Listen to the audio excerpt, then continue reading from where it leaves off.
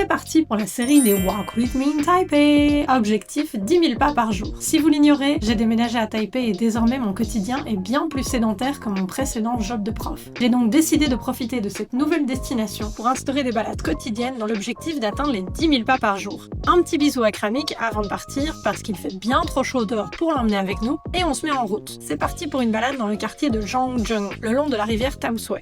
Il fait déjà 35 degrés, donc indispensable de prendre une gourde avec nous. L'hydratation, c'est primordial. Après avoir arpenté les ruelles du centre, on essaye de se frayer un chemin parmi les nombreux ponts et les avenues où les scooters attendent le feu vert pour se lancer par centaines. On a littéralement traversé une autoroute avant de rejoindre les pistes aménagées le long de l'eau. De là, on observe les jolies vues sur New Taipei, mais aussi les montagnes magnifiques dans le fond.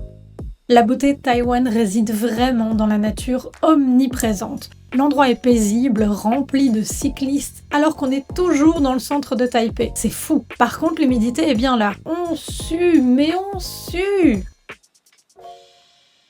C'est dingue, à certains moments on a limite l'impression de se balader en plein milieu de la jungle alors qu'on est toujours en plein centre d'une ville. On finit par quitter le bord de la rivière en passant par une de ces énormes portes anti-inondation et arrivons dans le quartier de Wanhua.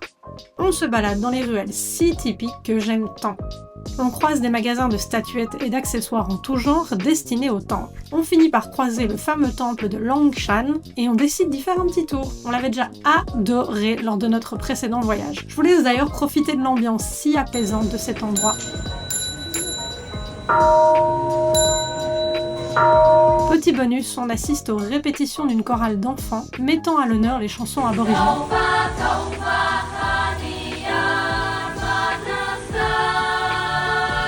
On rentre chez nous, mais évidemment impossible de ne pas faire un stop pour un bubble tea. L'objectif est réussi, les 10 000 pas sont atteints et Kramik est ravi de nous voir revenir. À la prochaine pour une nouvelle balade dans Taipei.